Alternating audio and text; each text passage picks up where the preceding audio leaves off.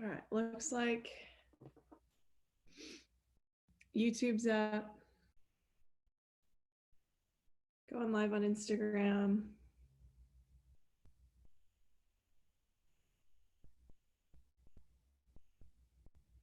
Now I just need to get into Facebook. Hello, hello. I was gonna be able to make that work, but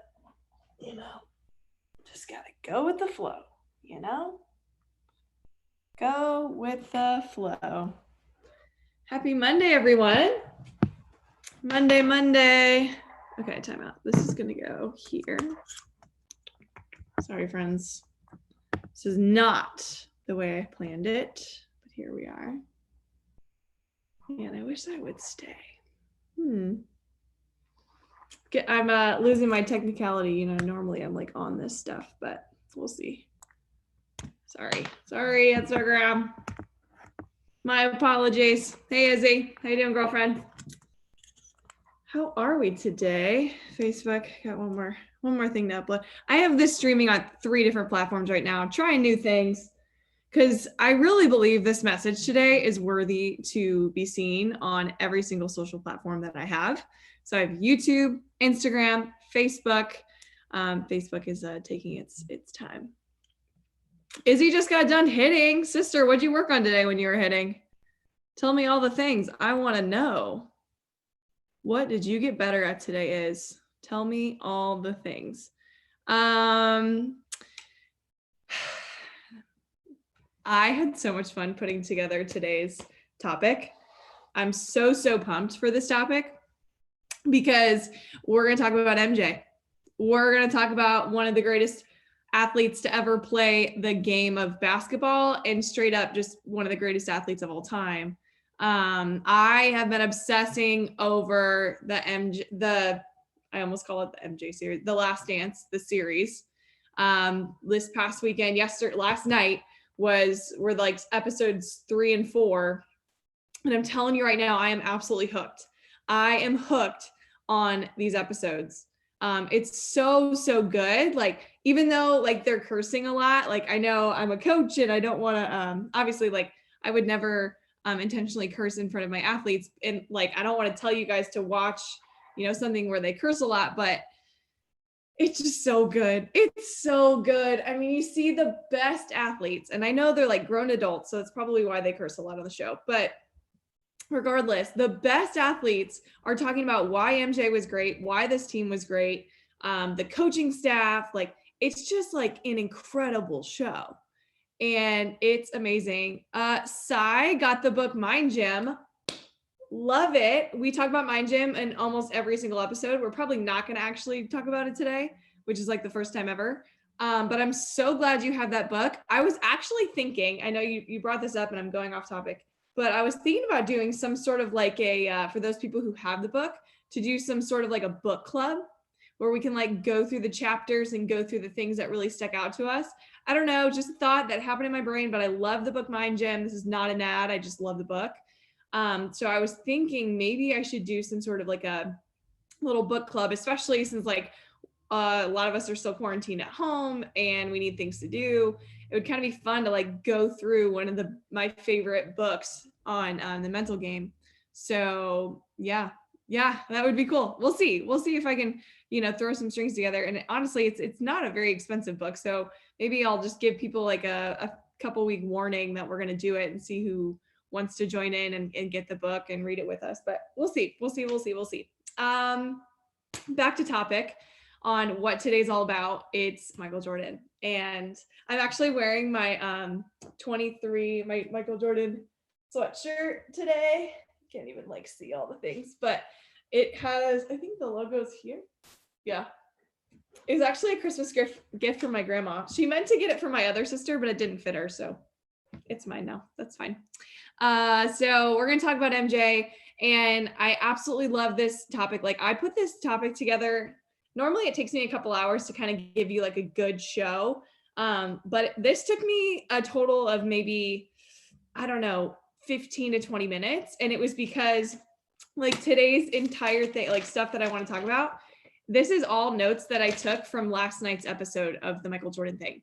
And I'm so excited to talk about it because there's so many interesting things that happened on the show that I was like, I need to teach this to my athletes, parents, and coaches that join me on Mondays, because we all can learn from this. Like, I pulled things that coaches can learn from the show, things that most especially athletes can learn. Like, the majority of this is for athletes, but also like parents, like raising your kids, like how should you raise them? Like, I think in the first week they talked about how MJ's mom like could have easily just like pulled him out of basketball and said, oh, you didn't make the team, but like she knew that him not making the team in high school was going to make him tougher, and so she did everything that she possibly could to make sure he was going to thrive. But like, she didn't feel bad that he didn't make the team. She was just like, okay, we're just going to work harder.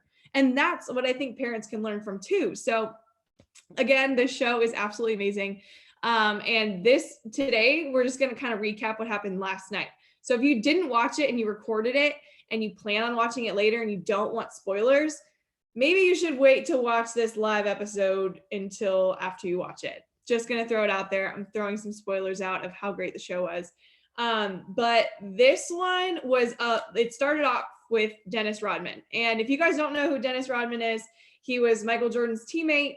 He actually came from the Pistons originally, but all in all, Dennis Rodman is one of those people, and maybe you have a teammate that like this, that is just very different. Like, no one really understands them, but they get the job done. And let's talk about Dennis Rodman on a different level. He is the ideal teammate because he puts his team before himself on the court.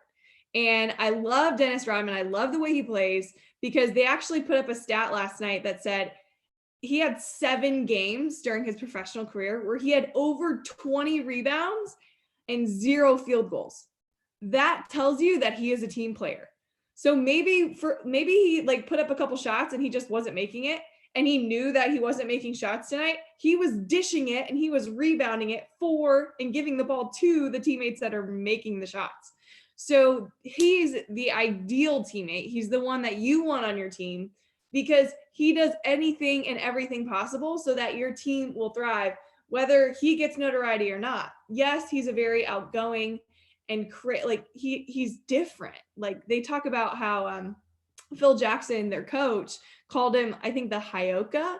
And Phil Jackson was just like, yeah, I was always a Hyoka too. I was weird. And that's the thing. It's like, Dennis Rodman knew who he was, and he was the player that he was because he knew himself, and he knew that that was what was going to make his team win. And his teammates and his coach, they didn't care that he was weird. They didn't care that he dyed his hair a bunch of colors and had piercings all over and tattoos or whatever. They didn't care because they all had the same mission. And that team's mission was to win championships. And because they all were on the same wavelength and they all wanted to go win championships, they were able to play at the highest level because they were all intentional and clear with their vision. So Dennis Rodman, like, role player to the max. He did not care how many points he got, but he was that team that the Bulls needed in order to succeed. So whoever your Dennis Rodman is on the team, or maybe you're the Dennis Rodman, I think there were times where I felt like I was the Dennis Rodman and I just needed to do what I was good at. I didn't have to go outside of who I was to perform well. I was there for the team. And, that's exactly what the Bulls needed. So Dennis Rodman, as weird as he is or not, every team needs him. Every great team has a Dennis Rodman in some way, shape, or form. So whoever that is for you guys, just love on those people. Like, Dennis Rodman was crazy. He was weird. He needed a 48-hour hiatus to go to Vegas to get his mind off of basketball. And his team let him do that because they knew if they were going to let him just be who he was going to show up as his best self on the field. So we all can learn from Dennis Rodman. I'm sure he'll come up again during this live coaching, but he is the real deal. And I hope that more people understand that because he was weird, that's what made him good. So just accept your weirdness. I am probably one of the weirdest people and human beings you will ever meet in your life. And I will tell you that when I tried to hide away from my weirdness, I was not who I needed to be on the field. As soon as I accepted who I was, weirdness and all, that's when I was able to thrive. So as soon as Dennis Rodman did that, and it was pretty much once he left the Detroit Pistons to go play for the Bulls, it all made sense. He started clicking, and like that team was unimaginably good because of Dennis Rodman. So I hope we all can learn about how awesome he is. Indiana Premier Fast Pitch, save this live. It is being recorded right now on YouTube, but thank you. I record, just so you guys know this, I record all my lives and I put them on my YouTube channel. So if you just go type in Ashley Burkhart, I think it's actually Ashley Burkhart Training, and just subscribe to my channel, you'll be able to see like all of the videos of the lives. But yeah, so you'll be able to see that on there. And I save every single one of them. Every single one. And I've done like hundreds of them now. So don't worry, this is definitely being saved. But okay, let's talk about another player, Scottie Pippen. Okay. Scottie Pippen got a little hate in the first week of this documentary, because he was that player that they said he was probably like the number 2 most talented athlete in the NBA, but was like paid like 100 plus, like he wasn't being paid anything. And I thought that was like super interesting because I mean, to me, that's a role player as well. That's someone who accepts his role as not as good as MJ and make sure MJ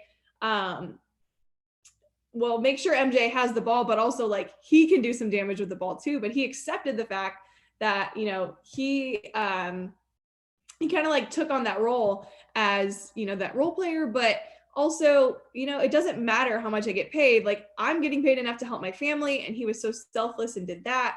But he also got some hate because he got hurt and then extended his leave because he wasn't getting paid enough. So yes, there's a little bit of greed there, but there was something that happened in this past episode with Scottie Pippen that I absolutely loved.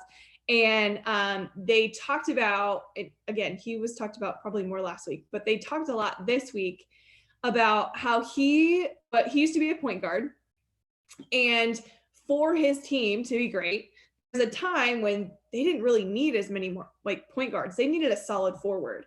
And so he like made this new position like out of nowhere. Like this wasn't even heard of, but I think they called it the point forward. So like occasionally he would be a point guard, but occasionally he would also be a forward, and he became really good at both. So he had the talent to be a point guard, and he was kind of like venturing into this forward position.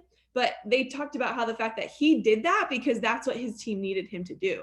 So that's what you want as an athlete. You have to do what your team needs in order for your team to be successful. He could have easily just been like, nope, I'm a point guard. I'm not going to be a forward. I'm really good at a point guard. So no, I will never do that again.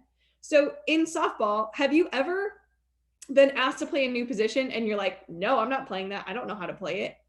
Well, what if your team needs you to do that? I'm just going to pull up a personal experience for me, but when I went to college, I was an outfielder in high school. Like on my travel team, I was an outfielder. That's where I was most confident. On my high school team though, I did play shortstop and pitcher.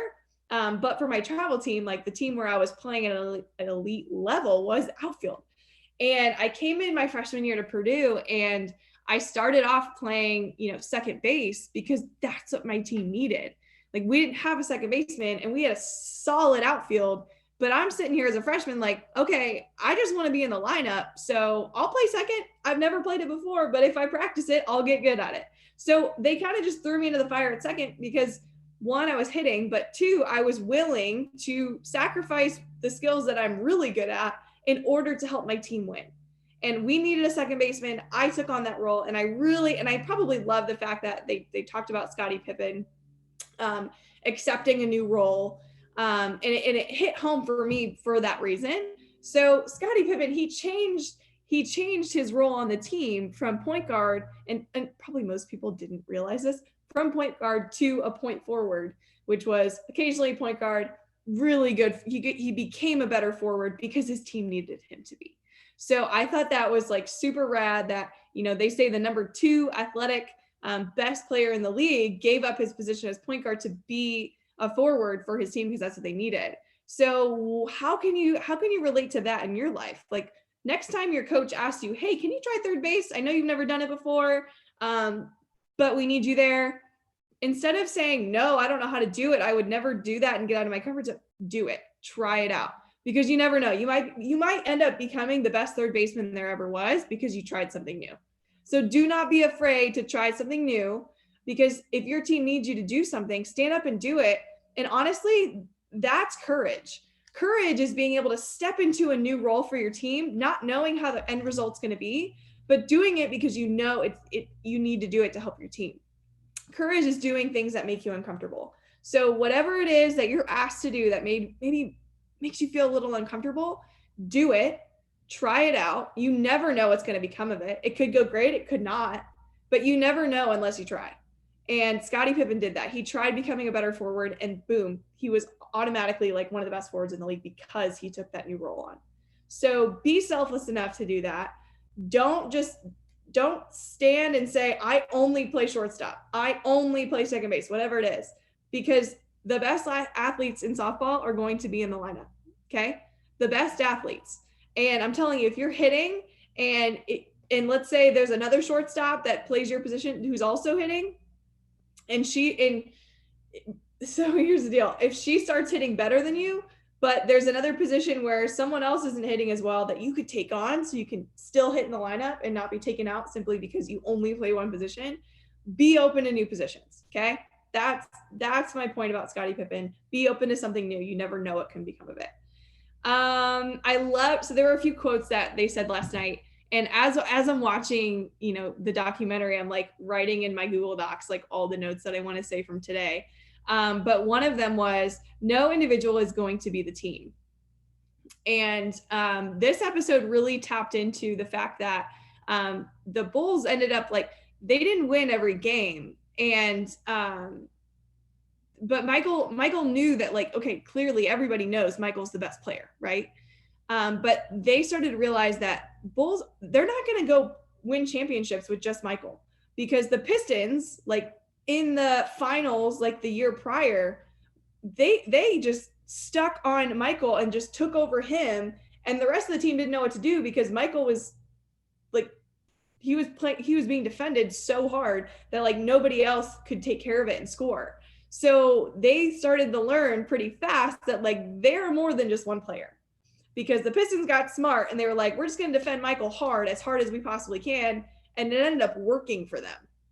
So no individual is going to be the team. And once the Bulls kind of took on that, okay, you're right. There's other great players here. Let's take advantage of all of them. Pretty incredible what they were able to do. They were able to win a three-peat.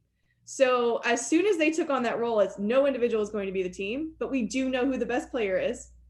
We're going to dish it to this other guy who's wide open because nobody else knows that he exists.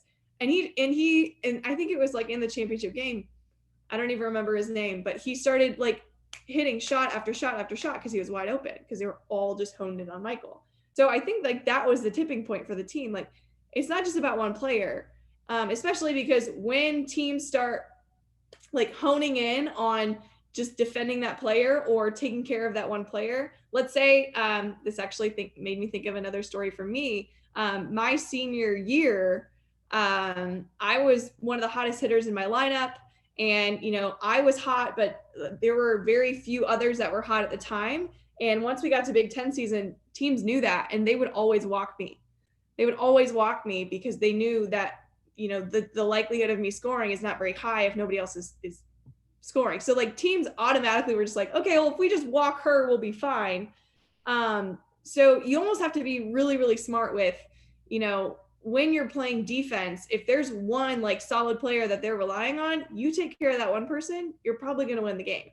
And, I think it's just neat that when the Bulls decided, they were just okay, well, it's not just Michael. That's when they started winning and no one could stop them. So it's not just about one player. And that's the cool thing. There's obviously a documentary about the team. And yes, we all assume that this documentary is made just for Michael, but they're showing the teammates because the teammates are what made the team as good as they are. So it's pretty neat to be able to see that. Another quote that they said last night was, we're going to be champions. And I know this is probably just like super lame that I'm thinking about this, but I love it because you are what you think, right? And I think I've said that on many lives that I've done before, but it's true. You are what you think. And the team decided they didn't say they were going to adopt this motto, but Michael was just like, we're going to be champions. And he just like slyly said it. And like that conviction with what he just said made me know that they were going to win the finals that year, simply because he said, we're going to be champions. Because if you adopt that mindset, let's say you're the leader on your team, or the leader on your team or your coach is constantly saying, we're going to be champions. We're going to be champions. Every single day, every single practice, every single game, they say that. You are instilling that phrase into your brain so that that's the only framework that you have.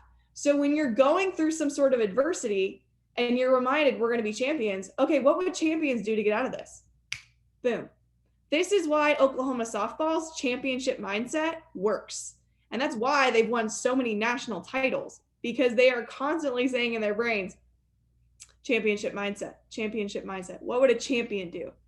And it's a lot easier to say it once you've done it at least once or twice, right? Like what would champions do? What would our championship team's version of themselves, how would they get through this?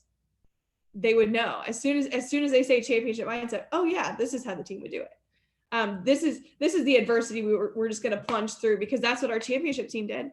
It's a lot easier to say it once you do win a championship, but I'm telling you, if you can play some imagination and maybe you have like a team that you love to follow. For me, I love watching Oklahoma because I see them like full on adapt the championship mindset. And I think it's just so freaking awesome. So if you have a favorite team, and let's say your team is struggling with something, maybe you have to play some imagination and be like, okay, what would Oklahoma softball do? And I know I talk about this all the time, but it's kind of true. Like those bracelets that say like, what would Jesus do? Like, how should you react in this situation? Should you scream at this person, or should you have some humility and like listen to that person? Like it's really kind of the same thing. Like, so in softball, if there's a team or a player that you're just like, I not envy, but I strive to be that good one day, ask yourself, what would they do? And I think it's pretty awesome that like even Michael Jordan was saying, we're going to be champions. He's basically saying that. He's basically saying, okay, we're going to be champions. We're going to get through this adversity, and this is how we're going to do it. Okay. No excuses. We're going to be champions. You are what you think. Okay. So I love that one. And another way that I'm going to segue into the fact that at the end, they talked about how Michael was very skinny. He didn't do much weight training. He just used his athletic ability and was so good there. But he realized after losing to the Pistons in the finals, like one year, and it's seriously like, they're just like, oh, the Pistons, I hate the Pistons. Right. That was the team that they wanted to annihilate. That was the team that just kept beating them. And they're like, I am tired of this. And once Michael realized that, he was like, I'm tired of how they're bullies on the court and they're just throwing me around because I have no like strength. Like, yes, he could jump higher than anybody in the world. But the thing is, like, they're just beating him up like on the court, and he isn't able to hold his own. And so he knew that. Michael Jordan knew that that was a weakness that he could be or change into a strength to hopefully beat the Pistons. Because if he were to gain some weight and hold his own, they actually might have a shot of beating the Pistons next year in the finals and winning. So that's like one of like the, oh my gosh, I get so passionate talking about this because it just fires me up. Like even Michael found a weakness, and that was his strength. And they said he gained, I think, 15 pounds.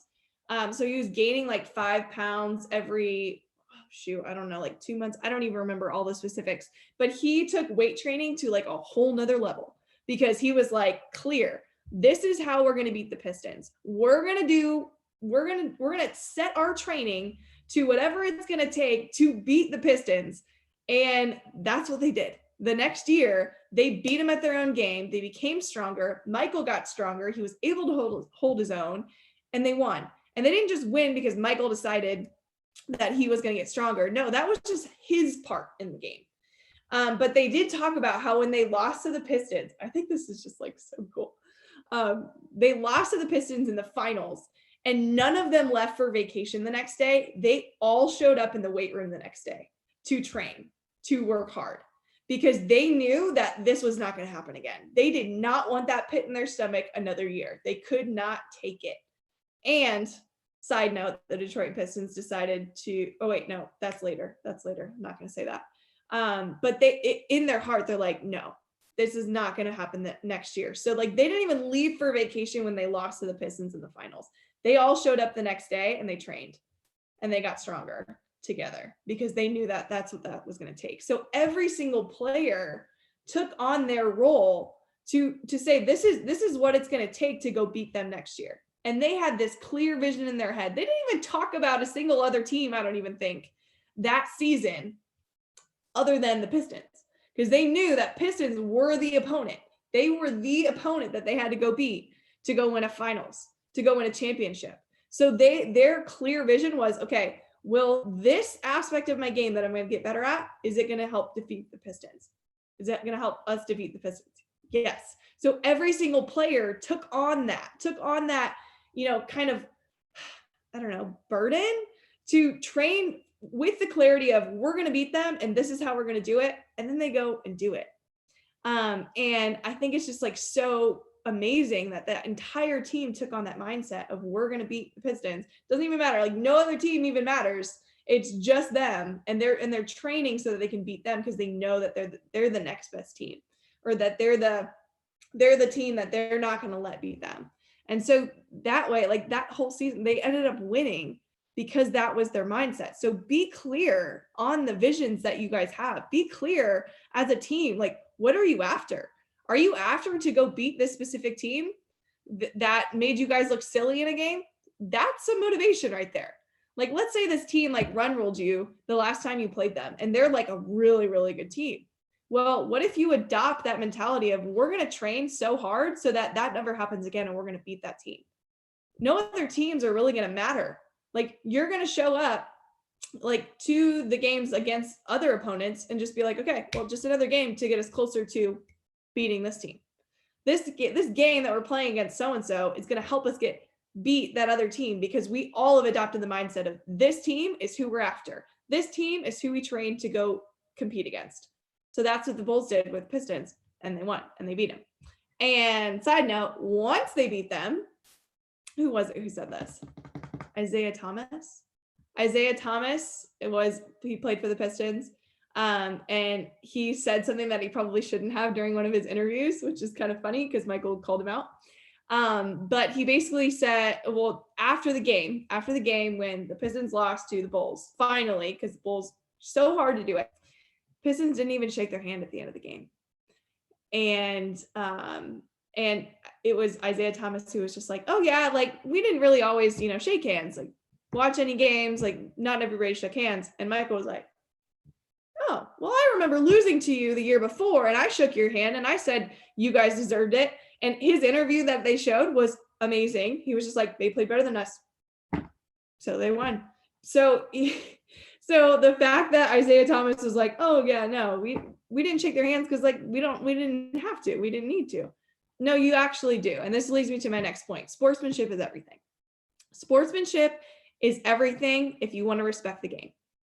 So whatever game that it is you're playing, either right now or in the future, whatever it is, you have to respect the game itself enough to even shake hands and congratulate the team that had beaten you. And this is like probably one of the biggest takeaways from last night is, even Michael, even though he was arrogant sometimes, and some people would make the excuse that you have to be a little arrogant to be really good. And yeah, like he had some arrogance, but he would never walk away from a game without showing respect and sportsmanship. So I think that if you take away one thing from today, it's got to be, whoever beats you, and you're never gonna, like, I'm going to tell you right now, you're probably young enough to where you've had hard losses, you've had great wins. You will not go from here throughout the rest of your life not losing or being defeated in some sort of way, aspect, or form. But you have to respect the game of life, the game of softball, whatever game it is that you're in. You have to respect it enough to congratulate those who beat you, or someone who gets a promotion in a job and you didn't, even though you really wanted it. You have to go congratulate that person because they clearly earned it. So that is just respect. You have to have respect for the game. You have to have respect for your opponents, even if they beat you and you're heartbroken and you're crying. Like, I've cried after losing games before. It's not absurd to think that. So respect the game enough and have good sportsmanship. Don't do what Isaiah Thomas and the Pistons did and not shake hands after a hard loss, because that's just not right. It's not right. So with that, that's pretty much all I had from the recap from this past week. I'm going to end with a Doug Collins quote, who is the coach for the Bulls when they won a couple championships and he coached Michael. But I'm going to end with that. But I am going to spend the next 5 minutes answering questions that people have asked me this week. So one thing that I want to do better of is make sure that you guys have an outlet if you have any sort of questions. So like when you're training right now from home, if you have specific questions about your swing, if you have specific questions about anything, I'm going to keep one pretty fun, and it's just like a random question that someone asked me. But just know that I want to be an outlet for you. So if you ever need anything in regards to like help with your game, help with your mindset, help with anything, I'm here. So send me questions. I'm going to answer a couple questions that people have asked me this week. And I told them that I'd be answering it on this live. So I'm excited to answer them. First one, and this was actually a question that was asked last week on, I think it was actually Facebook. By the way, if you have questions right now that you want me to answer, go ahead and ask them. I'll answer probably a couple of them. Instagram, make sure you tap on like the questions tab, so it'll be easier for me to see and follow. But this one was from Fulton. He said, balancing 3 sports right now with my athlete, it's a bit overwhelming because she feels like, so she plays, I think, basketball, volleyball, and softball. And she feels like she has to work on all of those sports like every single day. And she's overwhelmed with the fact that, how do I choose one? Like, this is really hard to be able to manage and balance. And this would be my answer to you, Fulton, is this is a great opportunity to explore your passion, explore and try new things. So let's say you wake up one day and you're like, man, I wish I was a better free throw shooter. I think you just told yourself what you want to work on that day. Go spend some time shooting free throws. Go spend some time working on your wrist flip from your shot. Like, I played basketball and I know that sounded like I didn't play basketball, but go focus on free throws. If that's what you want to work on today, go focus on it. Let's say maybe in softball, you're like, man, that backhand just ate me up last summer. Well, if you say that today, maybe that's exactly what you need to work on today. So don't feel like you have to practice every single sport. Kind of figure out what it is that you want, that your athlete wants to get better at. Your athlete might not want to even touch a volleyball this time of year, or even a softball this time of year. Maybe they're just not in the zone to want to pick up a softball. They don't have to.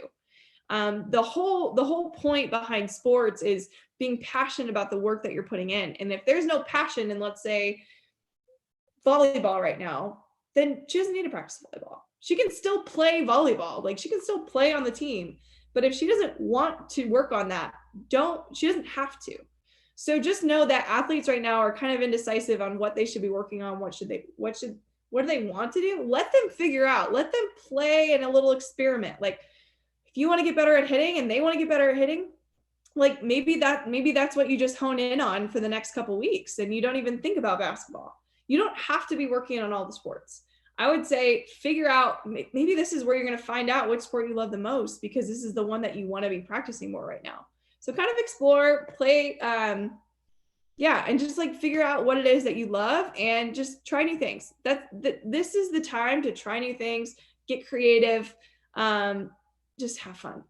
That's all I'm going to say about that. Just have fun right now, because right now the game is not fun to people because their seasons have maybe been stripped away and they're like, what am I going to do? Well, maybe you do take a break. Maybe you do take a break because you need that.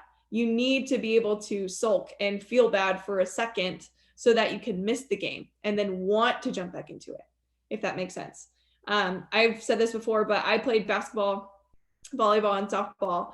And I remember when I was playing basketball, like basketball was the other sport. Like, it was basketball and softball that I just absolutely loved. And when I was in basketball season, I barely picked up a softball bat. And this was even my freshman year of high school. I barely picked up a bat because I was devoted to being the best basketball athlete that I possibly could be. So I barely picked up a softball bat. And so, yeah, like the first couple of weeks where I was getting back at softball, like I was a little rusty for a little while. But the good thing is the games didn't start for, a month and a half. So I was fine. It's like riding a bike. Just took a second. Okay. So don't feel like you have to overwhelm yourself with training on all of your different sports right now. Pick the one that you're most invested in, or the one that you're just like, I just really want to get better at, and go get better at it. Use this time to do that. So I thought that was a really great question by Fulton, and I'm really glad that I jumped back in it. He asked the question last week, but I didn't quite understand the question, and I answered it a little bit differently. So I wanted to make sure I addressed it here so that you guys could understand. So one of my friends, he's an umpire. He said, how do you get along with umpires? How do you get along with umpires? And I love this question because umpires get a bad rap. They really do. They get a bad rap because people are like, oh my gosh, the umpires are out to get me. They're always saying bad calls. And I'm just like, they're human. They're going to make mistakes. They're going to screw up just like us. Like we're going to screw up in every aspect at some point in time. So we have to have the grace to be like, okay, umpires don't rule the world. They don't. But here's the deal. You have to respect them. Just like you respect the other team, you got to respect the umpire and know that they're going to make mistakes. And when they do, like, it's okay. It's not the end of the world. Like nobody died. It's okay. So I love umpires. And maybe it's because, I don't know. I'd like to say that I played the game with a lot of respect, and I was just so passionate to play, and I love every inch of it. I love being in the box. I love stealing bases, maybe cheating a little bit and leaving a little bit early and seeing if the umpire would find out. And I'm telling you, probably 9 out of 10 times they didn't notice that I left a little early. Like when I mean a little early, just if you want to actually go watch film or something. But like I tested them, they tested me. It was kind of like one of those things where it was almost like an opponent that you just like love to play against. And I have really good relationships still now with a couple umpires that umpired me in college. College, because I stepped in when I was when I'm coaching at Notre Dame. Like we had a couple scrimmages this past fall, and some of them were umpires that like umpired against, or not against, but some of my games growing up, like in college. And they were just like, yeah, I remember you. Like you always like, you love to steal, and like you love the game. And I'm just like, that's how I want to be known. That's how I want to be remembered. So like the fact that umpires are telling me that shows that, I played the game with enough respect that the umpires respected me back. So like I have mad respect for them. I think what they do is very hard. And just give them some grace. I love umpires. The game will not be able to be played without them. So we gotta love on them. Okay. That's all I'm going to say about that.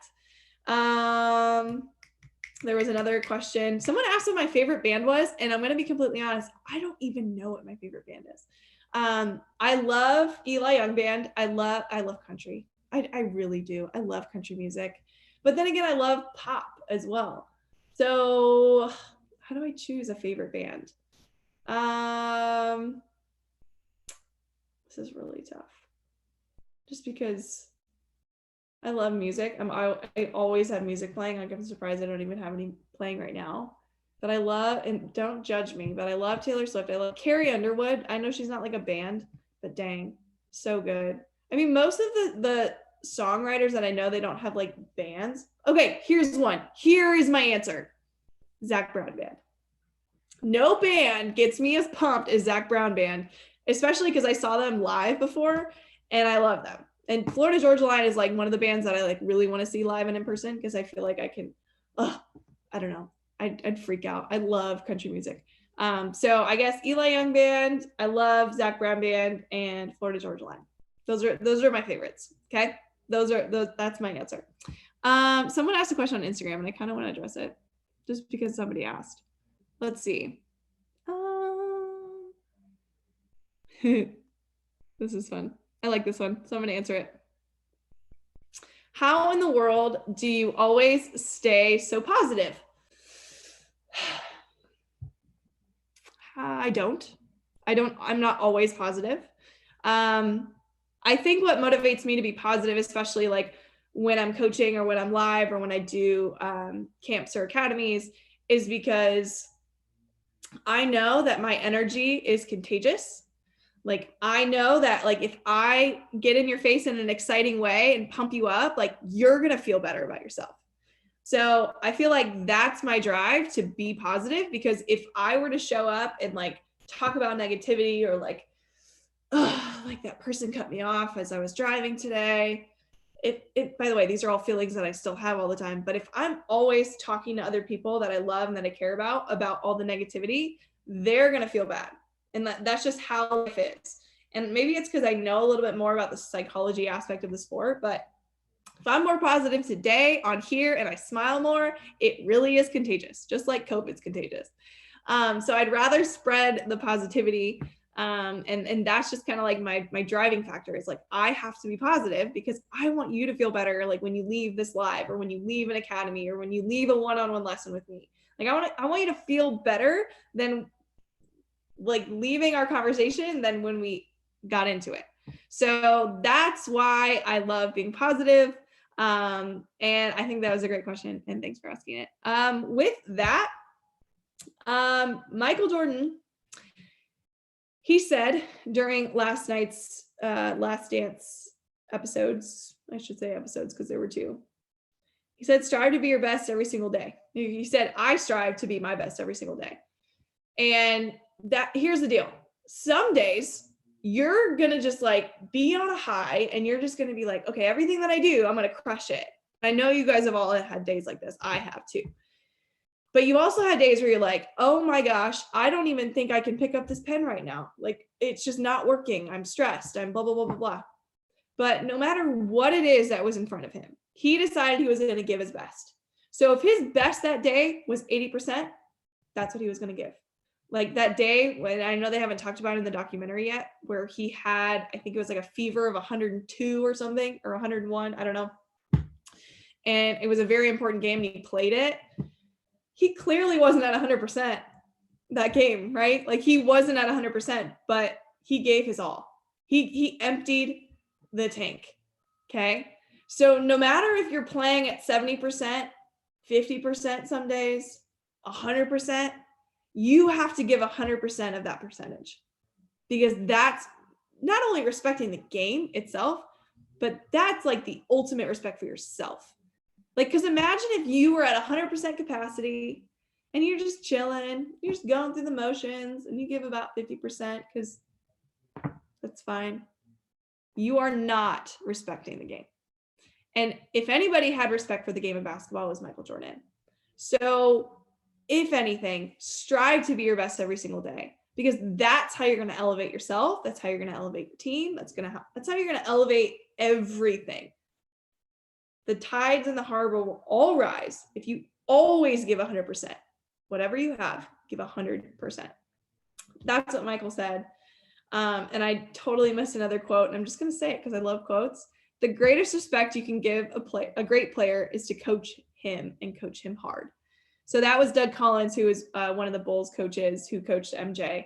And he said, like, he wasn't just going to like let MJ be MJ and just say, hey, just go have fun. He coached him hard. He probably coached him harder than any other athlete, because that's what MJ wanted. So be the player that can be coached hard, because I'm telling you right now, I had some pretty tough coaches. I had some pretty tough coaches in my career, and my dad especially was one of the toughest I ever had, but he made me tough. He made me tough because he was tough on me. And were there some things that he has regretted, coaching me in a certain way? Of course, like he has made mistakes, just like anybody makes mistakes. But I am so appreciative that my dad was so hard on me, and I had coaches growing up that were so hard on me because they expected my best, and it made me expect my best. So Doug Collins, the greatest respect you can give a great player is to coach him, and coach him hard. Let's put her and her hard for the game of softball. But I hope that makes sense. Like whether you're a player or a coach, coach your kids hard. Coach them hard, because that shows that you respect them. If you don't coach them, if you don't coach them hard, if you don't coach them the way that they can become better, you're doing them and your team an injustice.